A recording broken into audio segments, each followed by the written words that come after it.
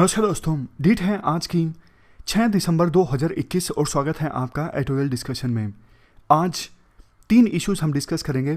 हिंदू में देखो आज ज़्यादा अच्छे आर्टिकल्स हैं नहीं, तो एक आर्टिकल्स हिंदू का हम लेंगे आंगनवाड़ी से संबंधित, एक लाइव मिंट का लेंगे, ई कॉमर्स रूल्स का जो ड्राफ्ट सरकार ने प्रेजेंट किया था उसमें कमियां निकालते हैं राइटर, और एक आर्टिकल हम सोसाइटी का डिस्कस करेंगे, यूनिटी इन डाइवर्सिटी को कैसे मेंटेन किया जाए। आज के समय में इसकी काफ़ी ज़्यादा आवश्यकता है, तो जीएस पेपर 1 का सोसाइटी का एक टॉपिक हम निपटा देंगे इस तीसरे आर्टिकल के थ्रू। कोट है आज का, before you embark on a journey of revenge dig 2 Graves.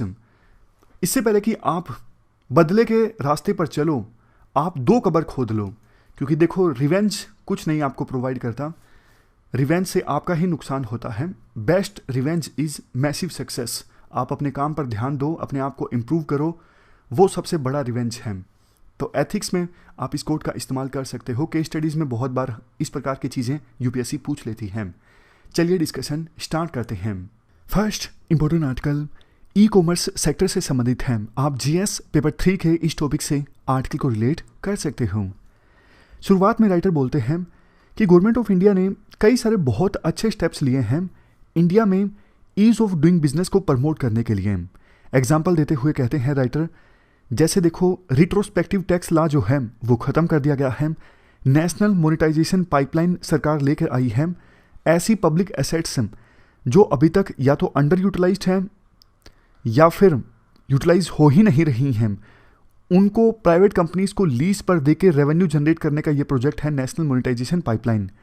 और भी अच्छे अच्छे स्टेप्स, जैसे देखो बैंकों के ऊपर एनपीए जो काफ़ी ज़्यादा इंक्रीज हो गया था उसे एड्रेस करने के लिए बैड बैंक इस्टाब्लिश करने का निर्णय लिया गया है सेंट्रल गवर्नमेंट के द्वारा।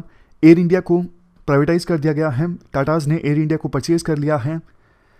कई सारे जो हमारे टेक स्टार्टअप्स हैं उनके आईपीओस आए हैं, जैसे पेटीएम, जोमेटो। मतलब साफ है, सरकार की मंशा ये है कि इंडिया में ease of doing business promote हो, बिजनेस करना इंडिया में आसान हो। तो ये सारे एग्जाम्पल्स देखें इंट्रोडक्शन में। अब राइटर काम की बात पर आते हैं। राइटर कहते हैं ई कॉमर्स रूल्स का ड्राफ्ट जो सरकार लेकर आई थी ना, उससे बहुत ज़्यादा कन्फ्यूजन पैदा हुई है।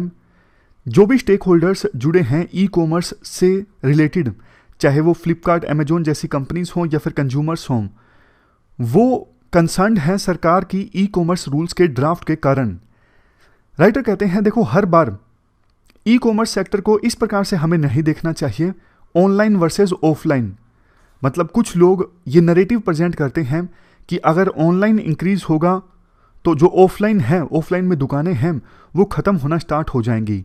या फिर काफ़ी बार इस इशू को foreign players versus domestic players करके देखा जाता है। एक तरफ फॉरेन प्लेयर्स जैसे कि अमेजोन, फ्लिपकार्ट को भी आपको पता है अब परचेज कर लिया गया है वॉलमार्ट के द्वारा, मतलब मेजोरिटी जो शेयर्स हैं वो वॉलमार्ट के पास हैं। दूसरी तरफ डोमेस्टिक प्लेयर्स जैसे टाटा, रिलायंस। इस प्रकार से डिवीजन करके इस सेक्टर को हमें नहीं देखना चाहिए। ई कॉमर्स सेक्टर ने देखो बहुत हद तक ये ट्रांसफॉर्म किया है कि हमारे देश में बिजनेस कैसे किया जाता है। पिछले कुछ समय में अगर आप देखो तो बहुत से रोजगार के अवसर पैदा हुए हैं ई कॉमर्स सेक्टर की वजह से। कोविड-19 की महामारी आई तब बहुत सारी ऐसी एमएसएमईज यानी micro, small and medium enterprises थी जो कि ऑनलाइन हो गई और उन्होंने बिजनेस करना जारी रखा, जॉब्स प्रोवाइड करना जारी रखा। आप देख लीजिए एंटरप्रेन्योर्स, आर्टिसंस यानी कारीगर लोग, वीवर्स जो कपड़े बुनते हैं, जो एग्रीकल्चर सेक्टर में काम करते हैं या फिर एलाइड सेक्टर में काम करते हैं जैसे हॉर्टिकल्चर, ऐसे ऐसे देखो अनेकों वर्ग हैं जिनको ई कॉमर्स सेक्टर से फ़ायदा पहुंचा है। इन वर्गों के जो प्रोडक्ट्स हैं वो आज के समय में बिकते हैं अमेजोन पे, फ्लिपकार्ट पे, स्नैपडील पे, नायका पे। और ना सिर्फ हमारे देश के लोग इन प्रोडक्ट्स को परचेज कर पाते हैं, और अच्छी बात यह है इन वर्गों के जो प्रोडक्ट्स हैं ना, बल्कि वर्ल्ड के दूसरे देशों में भी लोग परचेज करते हैं। तो इन सभी वर्गों को, ना सिर्फ इन सभी वर्गों को बल्कि इनके जैसे अनेकों वर्गों को एक बहुत बड़ी मार्केट प्रोवाइड की है इन ई कॉमर्स वेबसाइट्स ने। और देखो एक बात यहां पर ध्यान देनी जरूरी है, ये जो ई कॉमर्स वेबसाइट्स है ना, ये डायरेक्टली सिर्फ रोजगार नहीं प्रोवाइड करती, इनडायरेक्टली भी बहुत सारा रोजगार प्रोवाइड करती हैं। जैसे जो लोग डिलीवरी करते हैं, कितनी जॉब्स जनरेट होती हैं वेयर हाउसिंग में, जहाँ पे ये वेबसाइट्स सामान स्टोर करके रखती हैं, ऑनलाइन पेमेंट्स, मतलब बहुत फ़ायदा होता है डायरेक्टली इनडायरेक्टली इन ई कॉमर्स वेबसाइट से। लेकिन जो ई कॉमर्स के ड्राफ्ट रूल्स आए ना, उनमें बहुत सारी कमियां हैं।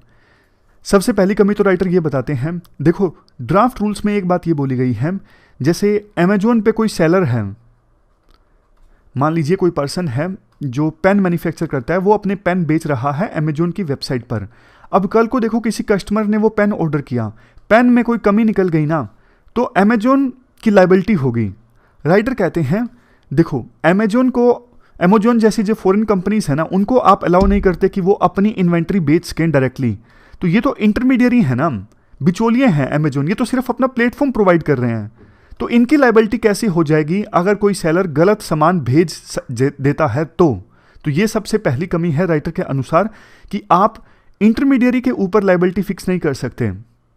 इसके अलावा और बहुत सारे ऐसे रूल्स हैं, जैसे कि देखो आप फ्लैश सेल्स नहीं कर सकते। जैसे एकदम से मैसेज आता है कि आपकी एप्लीकेशन पे कि 12 से 1 बजे के बीच में 60% डिस्काउंट आपको मिलेगा इन प्रोडक्ट्स पर, तो ऐसी जो फ्लैश सेल्स होती है ना, इन पर बैन लगाया गया।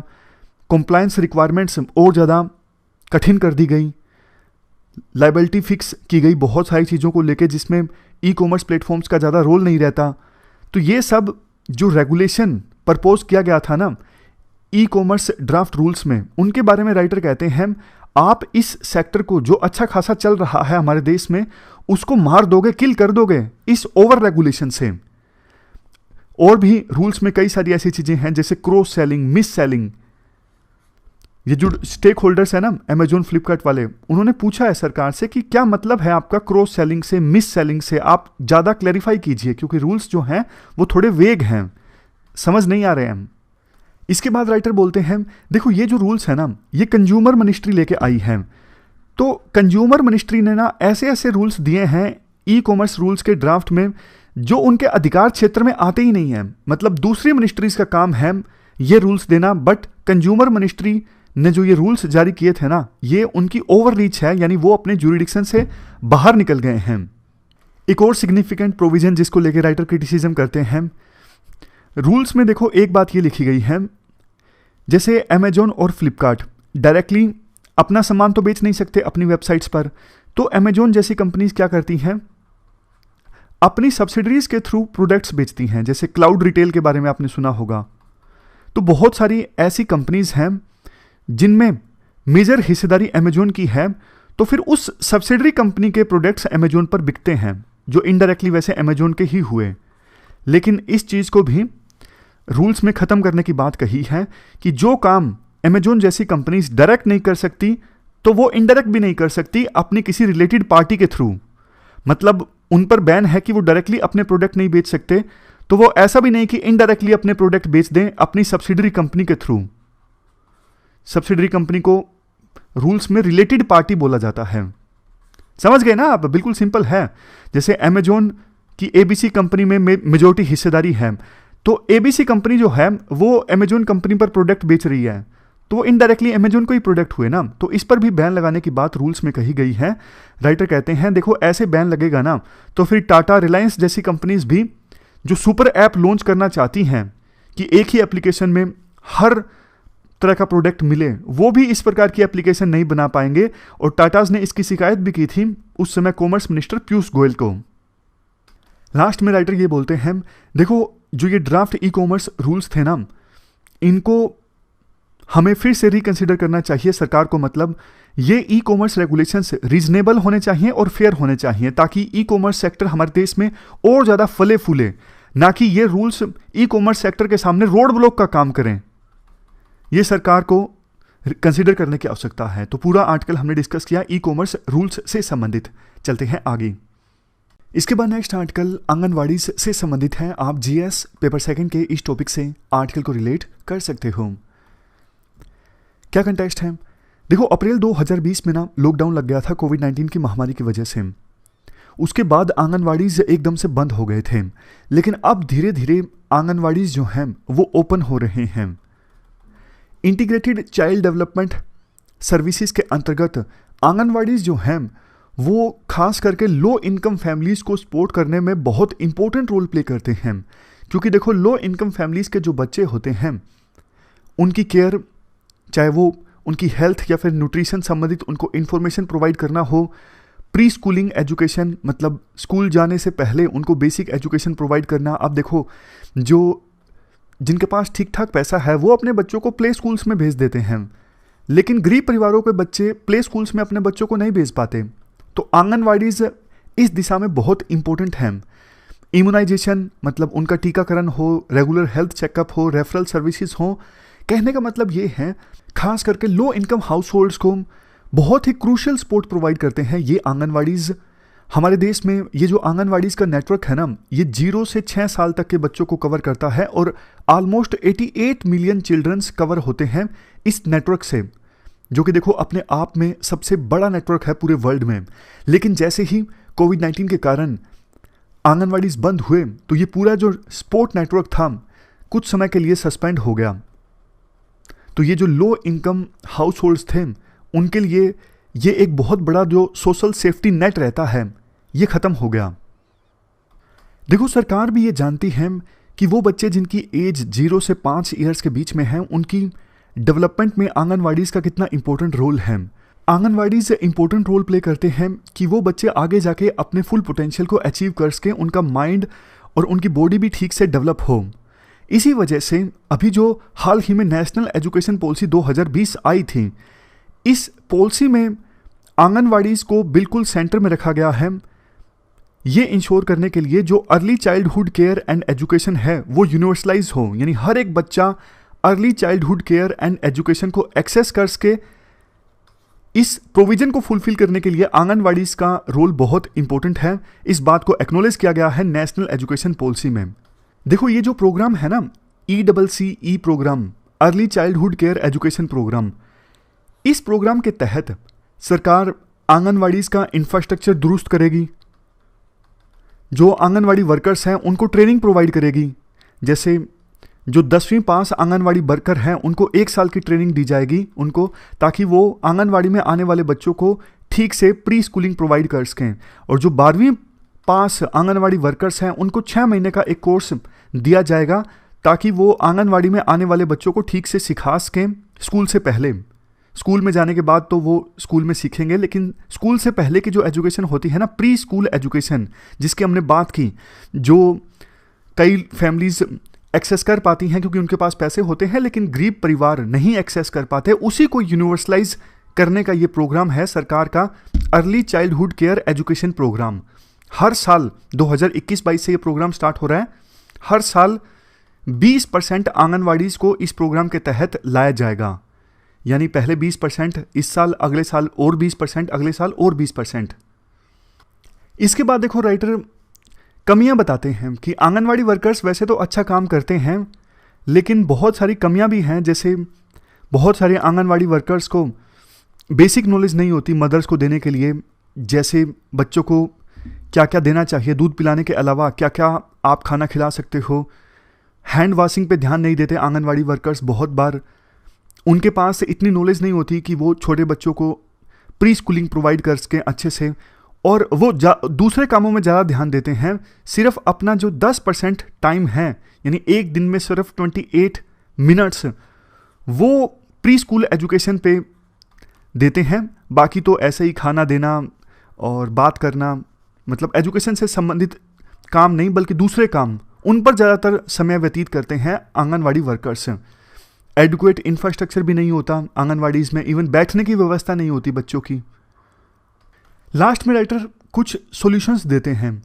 जैसे ही देखो, अब धीरे धीरे आंगनवाड़ी ओपन हो रही हैं, हमें पास्ट में कुछ बेस्ट प्रैक्टिसेस से जो सक्सेस मिली है उनको फॉलो करना चाहिए। जैसे उड़ीसा और आंध्र प्रदेश में जो स्टडीज़ हुई उससे ये सामने आता है कि जब वॉलंटियर्स उन घरों में विजिट करते हैं जहाँ पे अभी भी बच्चों का जन्म हुआ है, केयर गिवर से बात करते हैं, उन्हें सारी इन्फॉर्मेशन प्रोवाइड करते हैं, तो बहुत फ़ायदा होता है। बच्चों के न्यूट्रिशन में भी फ़ायदा होता है। पेरेंट्स ज़्यादा सेंसिटाइज होते हैं जब वॉलंटियर घर जाके उन्हें बताता है। हर तरह से फ़ायदा होता है। लैंग्वेज ज़्यादा बेहतर ढंग से बच्चे सीख पाते हैं अगर उन्हें बताया जाए कि बच्चों को कैसे बोलना सिखाना है, कैसे लैंग्वेज सिखानी है। तो इस चीज़ को हमें दूसरी जगहों पर भी स्केल अप करने की आवश्यकता है। बहुत सारे स्टेट्स ऐसे हैं जिन्होंने आंगनवाड़ी वर्कर्स को ठीक ठाक रीनमरेशन यानी पैसा देना स्टार्ट किया है, इंसेंटिव देना स्टार्ट किया है।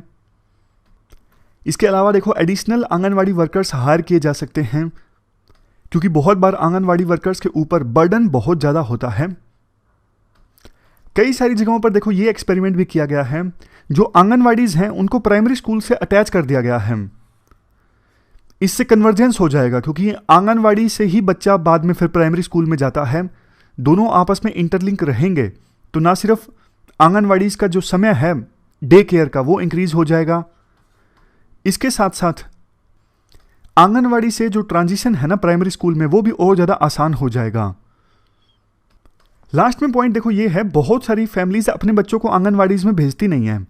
तो राइटर कहते हैं जब देखो कोई महिला प्रेग्नेंट होती है ना, लोकल लेवल पर उसी समय उस महिला से संपर्क करना, उसको इन्फॉर्मेशन देना कि प्रेगनेंसी के दौरान आपको किन किन चीज़ों को ख्याल रखना चाहिए, तो ज़्यादा संभावना है कि बच्चे के जन्म के बाद वो मदर अपने बच्चों को आंगनवाड़ी में भेजेगी, क्योंकि शुरुआत से ही उसको पता लग जाएगा कि हाँ, जिसने मुझे आंगनवाड़ी वर्कर ने जिसने मुझे सारी इन्फॉर्मेशन दी ना प्रेगनेंसी के दौरान, वो आगे भी मेरे बच्चे का ख्याल रखेगा। तो एक ट्रस्ट पैदा हो जाता है, तो इनरोलमेंट जो है आंगनवाड़ी में बढ़ जाता है इस हिसाब से। लास्ट में तो देखो यही बोला जाता है कि जो आंगनवाड़ीज हैं वो बच्चों की लाइफ आउटकम को इम्प्रूव करने में बहुत ही ज़्यादा महत्वपूर्ण रोल प्ले करते हैं, इसलिए हमें आंगनवाड़ीज में और ज़्यादा इन्वेस्ट करने की आवश्यकता है। और जो प्रूवन इनोवेटिव इंटरवेंशंस हैं, मतलब ऐसी इनोवेटिव इंटरवेंशन जो सफल साबित हुई हैं, उनको स्केल अप करने की आवश्यकता है, उनको बाकी जगहों पर भी इंप्लीमेंट करने की आवश्यकता है। तो ये पूरा आर्टिकल हमने डिस्कस किया आंगनवाड़ी से संबंधित। और अब अगला जो आर्टिकल हम डिस्कस करेंगे वो यूनिटी इन डाइवर्सिटी से संबंधित डिस्कस करेंगे। आप जीएस पेपर 1 के सोसाइटी से इस आर्टिकल को रिलेट कर सकते हो। आज हम डिस्कस करते हैं अगर किसी देश में डाइवर्सिटीज़ होती हैं तो कैसे वो देश उस डाइवर्सिटीज़ को एकोमोडेट कर सकता है, मतलब मॉडल्स किस प्रकार से हैं। देखो मेनली 3 तरह के मॉडल्स हैं। सबसे पहला मॉडल है सैलेड बाउल मॉडल, मतलब सलाद का कटोरा। ये मॉडल किस प्रकार से काम करता है, मान लीजिए ये एक कटोरा है, इसमें आपने विभिन्न फ्रूट्स काटे, सेब है, अमरूद है, बनाना है, विभिन्न प्रकार के फ्रूट्स हैं। आपस में जब यहाँ पर कटोरे में विभिन्न प्रकार के फ्रूट्स होंगे, एक साथ तो होंगे लेकिन फिर भी मिक्स नहीं होंगे। आपको कोई बोलेगा कि सेब को अलग कर दीजिए, बनाना को अलग कर दीजिए, आप देख देख के सब चीज़ों को अलग कर सकते हो, यानी पूरी तरह से मिक्स नहीं होंगे। तो इस प्रकार का मॉडल फॉलो किया जाता है यूके में। यूके में देखो स्कॉटलैंड अलग से हिस्सा है, नॉर्दर्न आयरलैंड अलग से हिस्सा है और इंग्लैंड अलग से हिस्सा है। इंटरमिंगलिंग बहुत कम होती है तीनों हिस्सों के लोगों के बीच, यानी यूके की जो सरकार है तीनों हिस्सों के लोगों के बीच इंटरमिंगलिंग यानी मेल जोल को प्रमोट नहीं करती है। एक साथ रह तो रहे हैं यूके में वो, लेकिन आपस में मेल जोल बहुत ही कम है। वो अपनी अपनी जगह आइसोलेशन में रह रहे हैं। नॉर्दर्न आयरलैंड के लोग आइसोलेशन में रहते हैं यूके में अलग से, स्कॉटलैंड के लोग अलग से यूके के अंदर रहते हैं, इंग्लैंड के लोग अलग से यूके के अंदर रहते हैं। तीनों हिस्सों के लोगों के बीच में मेल जोल बहुत ही कम है, एक साथ हैं लेकिन मेल जोल नहीं है, यानी सैलेड बोल मॉडल। जबकि इंडिया में क्या होता है, इंडिया में ऐसा नहीं होता है।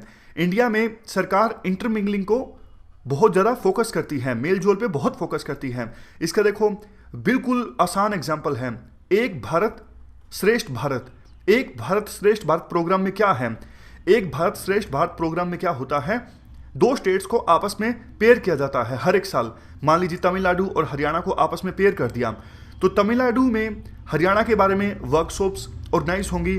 तमिलनाडु से स्टूडेंट्स का ग्रुप आएगा हरियाणा में कल्चर को समझने के लिए। उसी प्रकार से हरियाणा में तमिलनाडु के बारे में वर्कशॉप्स ऑर्गेनाइज होंगी, जागरूकता फैलाई जाएगी तमिलनाडु के कल्चर के बारे में, और हरियाणा से ग्रुप्स जाएंगे तमिलनाडु में, वहाँ के कल्चर को नज़दीक से जानेंगे। ये क्या है, ये सरकार अपनी तरफ से एफर्ट्स ले रही है ताकि विभिन्न रीजन्स के बीच इंटरमिंगलिंग यानी मेल जोल को प्रमोट किया जा सके और पूरे देश में एक स्पिरिट उभर के आए, यूनिटी।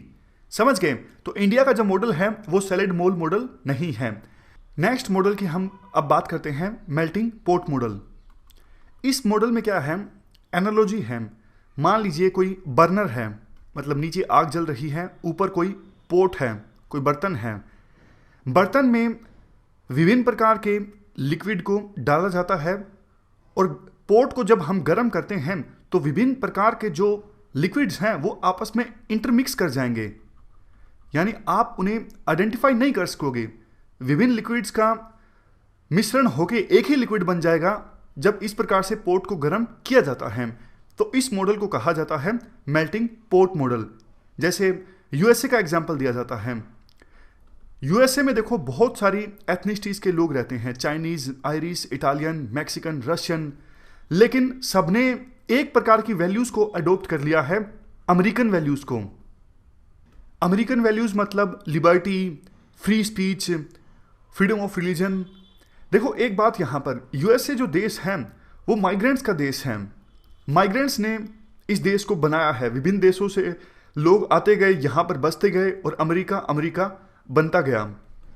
अमेरिका का जो मॉडल है वो एसिमिलेशन पर आधारित है, इंटरमिक्सिंग पर आधारित है, इंटरमिंगलिंग पर आधारित है। यानी विभिन्न एथनिसिटीज के लोग आपस में मिक्स होते हैं, मेल जोल बहुत ज़्यादा होता है उनके बीच में, एक दूसरे के कल्चर को एसिमिलेट करते हैं और फाइनली इमर्ज होती हैं अमेरिकन वैल्यूज़। तो ये हमने बात की मेल्टिंग पोट मॉडल की। कुछ लोग तो देखो इंडिया के मॉडल को मेल्टिंग पोट मॉडल भी कहते हैं, इंडिया में भी ऐसा ही होता है। लेकिन कुछ लोग इंडिया के मॉडल को मोज़ैक मॉडल ऑफ सोसाइटी भी कहते हैं। ये एक प्रकार की देखो आर्ट फॉर्म है। दीवार में इस प्रकार से आप पिक्चर देखोगे तो आपको लगेगा एक ही पिक्चर है, लेकिन आप बिल्कुल ध्यान से देखोगे तो आपको ये एहसास होगा कि बहुत तरह के पत्थर लगे हुए हैं दीवार पर, अलग अलग रंग के। तो इसका मतलब क्या हुआ? इसका मतलब देखो ये हुआ, इंडिया का मॉडल एक ऐसा मॉडल है कि जब आप इंडियन आइडेंटिटी को सेलिब्रेट करते हो, आपको गर्व है अपने भारतीय होने पर, इसके साथ साथ अपनी आप दूसरी आइडेंटिटी को भी सेलिब्रेट कर सकते हो। आप मणिपुरी हो, गुजराती हो, आप महाराष्ट्र के हो, बिहारी हो, जहां से भी हो, आप इंडियन आइडेंटिटी के साथ साथ अपनी जो दूसरी आइडेंटिटी है उसे भी साथ में रख सकते हो। ये मॉडल फोकस करता है यूनिटी इन डाइवर्सिटी पर। हम देखो इंटीग्रेशन को प्रमोट करते हैं, हम यूके के मॉडल को फॉलो नहीं करते। यूके विभिन्न एथनिक ग्रुप्स के बीच इंटरमिंगलिंग को फोकस नहीं करता, इंटरमिक्सिंग पर फोकस नहीं करता, लेकिन हम करते हैं। आप देख सकते हो हमारी जुडिशरी इंटीग्रेटेड है। ऑल इंडिया सर्विसेज में आप देख लीजिए, मान लीजिए हरियाणा में आईएएस की 3 सीट्स हैं, तो 3 में से एक इनसाइडर की होगी, यानी एक उस पर्सन के लिए रिजर्व होगी जो जिसके पास हरियाणा का डोमिसाइल है, और 2 उन ऑफिसर्स के लिए रिजर्व होगी जो हरियाणा के नहीं है, यानी जिनके पास हरियाणा का डोमिसाइल नहीं है, देश में हरियाणा के अलावा किसी दूसरे राज्य का डोमिसाइल है। हर एक स्टेट में ऐसा होता है। तो ये हमने सोसाइटी के विभिन्न मॉडल्स के बारे में चर्चा की, salad ball model, melting pot model और मोज़ैक मॉडल ऑफ सोसाइटी। अब आप काफ़ी कुछ लिख सकते हो अगर यूपीएससी क्वेश्चन पूछती है इन मॉडल्स के बारे में। डायरेक्ट क्वेश्चन नहीं भी आता है तो एसए में, एथिक्स में आप यूज़ कर सकते हो। जीएस पेपर 2 में भी आप यूज़ कर सकते हो। इन मॉडल्स का नाम लेके कुछ लाइंस लिख सकते हो, फोल्डर मटेरियल के तौर पे इस्तेमाल कर सकते हो। नेक्स्ट हम ये जानते हैं, इतनी ज़्यादा डाइवर्सिटी है इंडिया में, फिर भी इंडिया में यूनिटी क्यों है? मतलब कौन से ऐसे फैक्टर्स हैं जिनकी वजह से इंडिया में डाइवर्सिटी में भी यूनिटी है? सबसे पहला फैक्टर है कॉन्स्टिट्यूशनल आइडेंटिटी। देश में देखो एक संविधान है, संविधान में इस प्रकार के प्रोविजंस हैं जो कि हमारे देश में इंटीग्रिटी को प्रमोट करते हैं। हमारे देश में यूएस की तरह 2 सिटीजनशिप का प्रोविज़न नहीं है, एक ही सिटीजनशिप का प्रोविज़न है। फंडामेंटल राइट्स सबको अवेलेबल हैं। तो संविधान में बहुत सारी ऐसी चीज़ें हैं, जैसे जुडिशरी इंटीग्रेटेड है, कोई भी पर्सन देश के किसी भाग में भी जाके सेटल हो सकता है, कोई भी प्रोफेशन अपना सकता है। तो ये सब जो चीज़ें हैं वो इंटीग्रिटी को प्रमोट करते हैं डाइवर्सिटी में भी। नेक्स्ट है रिलीजियस कोएग्जिस्टेंस। देखो 3-4 धर्म तो इंडिया से ही ओरिजिनेट हुए हैं। काफ़ी सालों से इंडिया में विभिन्न धर्मों के जो लोग हैं मिलजुल के रह रहे हैं। संविधान में प्रॉपर प्रोविजंस हैं, कोई भी किसी भी धर्म को अपना सकता है, किसी भी धर्म को प्रैक्टिस कर सकता है। आर्टिकल 25, 26, 27, 28 जो हैं वो right to freedom of religion से संबंधित हैं। तो इसलिए ऐसा नहीं है कि किसी एक ही धर्म को तवज्जो दी जाती है संविधान में और बाकी धर्म कि लोगों पर अत्याचार होता है, ऐसा कुछ नहीं है। हर एक को आज़ादी है अपना धर्म प्रैक्टिस करने की, तो आपस में कन्फ्लिक्ट का सवाल पैदा नहीं होता। तीसरा है इंटरस्टेट मोबिलिटी। जैसा हमने पहले डिस्कस किया, कोई भी पर्सन एक स्टेट से दूसरे स्टेट में जाके बस सकता है, कोई भी काम धंधा अपना सकता है। तो इस प्रकार की जो चीज़ें हैं वो sense of unity and brotherhood को प्रमोट करती हैं मासिस के बीच। हरियाणा के पर्सन्स जब महाराष्ट्र में जाके काम करेंगे और महाराष्ट्र के पर्सन्स पंजाब में जाके काम करेंगे, तो इससे भाईचारा जो है वो और ज़्यादा सुदृढ़ होगा, मजबूत होगा। चौथा है इकोनॉमिक इंटीग्रेशन। इकोनॉमिक इंटीग्रेशन में तो आप जीएसटी का एग्जाम्पल लिख सकते हो, कैसे देश के एक राज्य की जो इकोनॉमी है वो दूसरे राज्य पर डिपेंड करती है, किस प्रकार से एक राज्य से रॉ मटेरियल आता है तो दूसरे राज्य में प्रोडक्शन होती है, किस प्रकार से एक राज्य अगर लेबर प्रोवाइड करता है तो दूसरे राज्य में इंडस्ट्रीज ज़्यादा हैं। तो ये सब चीज़ें जो हैं वो देश में इकोनॉमिक इंटीग्रेशन को प्रमोट करती हैं, और इकोनॉमिक इंटीग्रेशन से आती है हमारे देश में यूनिटी। नेक्स्ट है institution of pilgrimage and religious practices. देखो, दिवाली का त्यौहार है। दिवाली का त्यौहार ऐसे तो है नहीं कि एक राज्य में मनाया जाता है, दिवाली का त्यौहार पूरे भारत में मनाया जाता है। उसी प्रकार से दूसरे जो त्यौहार हैं उनको भी पूरे भारत में सेलिब्रेट किया जाता है। आप केदारनाथ का एग्जाम्पल ले लीजिए, या फिर तिरुपति का एग्जाम्पल ले लीजिए, शिरडी का जो मंदिर है साईं बाबा का एग्जाम्पल ले लीजिए, आप हाजी अली दरगाह का एग्जाम्पल ले लीजिए। पूरे भारत से लोग जाते हैं इन जगहों पर एज ए तीर्थ यात्री। तो ये जो पिलग्रिमेज के इंस्टीट्यूशंस हैं ये भी हमारे देश में डाइवर्सिटी होते हुए भी इंटीग्रिटी को और यूनिटी को प्रमोट करते हैं। नेक्स्ट है फेयर्स एंड फेस्टिवल्स। फेस्टिवल्स जो लगते रहते हैं, फॉर एग्जांपल कुंभ का मेला है या फिर दूसरे फेस्टिवल्स हैं, ये फेस्टिवल्स भी हमारे देश में यूनिटी को प्रमोट करते हैं। Climatic integration via monsoon. इस पूरे रीजन का जो क्लाइमेट है वो देखो मानसून पर डिपेंड करता है। बारिश अच्छी आती है तो फसल अच्छी होगी, अगर मानसून अच्छा नहीं रहता है तो पूरे देश की इकोनॉमी पर असर पड़ता है। तो मानसून भी एक ऐसा फैक्टर है जो पूरे देश में यूनिटी को प्रमोट करता है। और भी काफ़ी सारे फैक्टर्स हैं, देखो जैसे स्पोर्ट्स हैं, पूरे देश में क्रिकेट को पसंद किया जाता है, सिनेमा पूरे देश को जोड़ता है। दूसरे फैक्टर्स जैसे CrPC, IPC, uniform pattern of law, all India services, ये सब भी डाइवर्सिटी होते हुए भी हमारे देश में यूनिटी को प्रमोट करते हैं।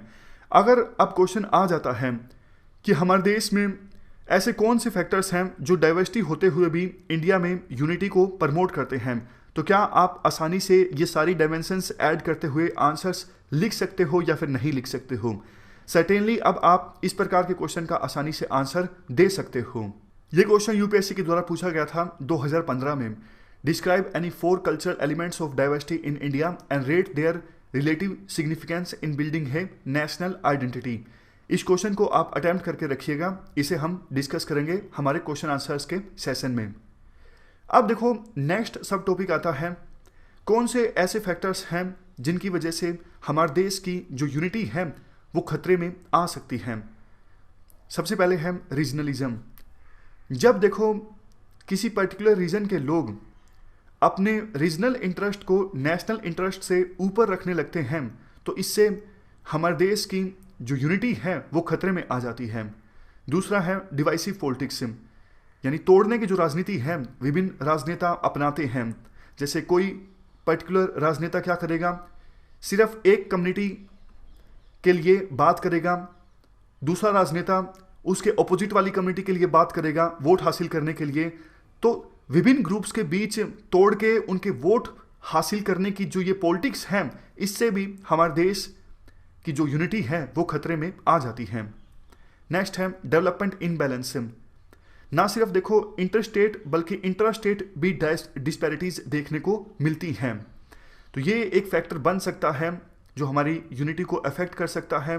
काफ़ी बार देखो साउथ इंडिया के जो लोग हैं वो इस प्रकार के आरोप लगाते रहते हैं कि हम जीडीपी में ज़्यादा कंट्रीब्यूट करते हैं फिर भी हमें रेवेन्यू कम मिलता है फाइनेंशियल कमीशन की तरफ से। अभी जो 15th फाइनेंस कमीशन का गठन हुआ था उस समय भी आरोप प्रत्यारोप का सिलसिला चला था। नेक्स्ट है ज्योग्राफिकल आइसोलेशन। नॉर्थ ईस्ट का जो रीजन है बाकी भारत से थोड़ा सा कटा हुआ है। 22 किलोमीटर की एक नैरो स्ट्रिप जिसे चिकन नेक कॉरिडोर कहा जाता है, ये कॉरिडोर बाकी के इंडिया को नॉर्थ ईस्ट से जोड़ता है। तो इस कॉरिडोर की सिक्योरिटी बहुत ज़्यादा ज़रूरी है। अभी जो विवाद हुआ था डोकलाम को लेके या फिर चुम्बी वैली को लेके जो विवाद है वो इसलिए भी अहम हो जाता है क्योंकि चुम्बी वैली हो, डोकलाम कॉरिडोर हो, इन सब जगहों पर जब चाइना कब्जा करता है तो इस चिकन नेक कॉरिडोर की जो सिक्योरिटी है वो खतरे में आ जाती है और इससे पूरा असर पड़ता है नॉर्थ ईस्ट की सिक्योरिटी पर। और कनेक्टिविटी कम है, इसकी वजह से प्रॉपर डेवलपमेंट भी नॉर्थ ईस्ट में नहीं आ सका है। तो ये सब फैक्टर्स जो हैं भारत की यूनिटी को प्रभावित करते हैं। उसके बाद है इंटर रिलीजियस कन्फ्लिक्ट्स। देखो ये बात सही है कि विभिन्न धर्मों के लोग मिलजुल के रहते हैं इंडिया में, लेकिन फिर भी कहीं कहीं विभिन्न धर्मों के लोगों के बीच कन्फ्लिक्ट्स भी देखने को मिलते हैं। दंगे भी हुए हैं आज़ादी के बाद भी और आज़ादी से पहले भी। तो ये जो इंटर रिलीजियस कन्फ्लिक्ट्स हैं ये भी यूनिटी को प्रभावित करते हैं। नेक्स्ट है इंटर स्टेट कन्फ्लिक्ट्स। विभिन्न राज्यों के बीच कन्फ्लिक्ट्स देखने को मिलता है। फॉर एग्जांपल तमिलनाडु और कर्नाटक के बीच में कावेरी रिवर को लेके विवाद हुआ। तो इस प्रकार के जो कन्फ्लिक्ट्स होते हैं वो भी देश की यूनिटी के लिए अच्छे नहीं हैं। इन्फ्लुएंस ऑफ एक्सटर्नल फैक्टर्स, जैसे देखो पाकिस्तान कश्मीर में आतंकवाद को प्रमोट करता है। इवन आजकल पंजाब में भी पाकिस्तान के द्वारा आतंकवाद को प्रमोट करने की कोशिशें की जा रही हैं। तो ये जो एक्सटर्नल फैक्टर्स हैं वो भी देश की यूनिटी को प्रभावित करते हैं। लास्ट फैक्टर है एथनिक डिफ्रेंशिएशन एंड नेटिविज्म। खास करके देखो नॉर्थ ईस्ट में असम के लोकल लोगों का आरोप लगता है कि बाहर से लोग आ रहे हैं लगातार और असम में माइग्रेट कर रहे हैं और पास्ट में माइग्रेशन हुआ भी है, इसलिए लोकल कल्चर जो है वो खतरे में है, लोकल आइडेंटिटी जो है खतरे में है। तो इस फैक्टर की वजह से यानी एथनिक डिफ्रेंशिएशन और नेटिविज्म की वजह से वहाँ पर बोडोज के बीच और बंगाली स्पीकिंग मुस्लिम्स के बीच काफ़ी बार टकराव देखने को मिलता है। तो ये भी एक फैक्टर है जिसकी वजह से देश की यूनिटी खतरे में आती है। इस प्रकार से अगर यूपीएससी क्वेश्चन पूछती है डिस्क्राइब द फैक्टर्स या enumerate the factors which affects the unity of India, तो ये सारे फैक्टर्स आप लिख सकते हो। लास्ट में एक बात यही कही जा सकती है, डाइवर्सिटी के देखो अपने चैलेंजेस भी हैं, लेकिन इस बात पर संदेह नहीं है डाइवर्सिटी ने एक इम्पोर्टेंट रोल प्ले किया है इंडिया में इंडियन सोसाइटी को डेवलप करने में, और इंडियन सोसाइटी लंबे समय तक सस्टेन करेगी इस डाइवर्सिटी की वजह से ही। तो ये हमारा टॉपिक कंप्लीट हो गया, डाइवर्सिटी इन इंडिया। कल हम नए टॉपिक से स्टार्ट करेंगे। आज की डिस्कशन में इतना ही है। Thank you very much for discussion.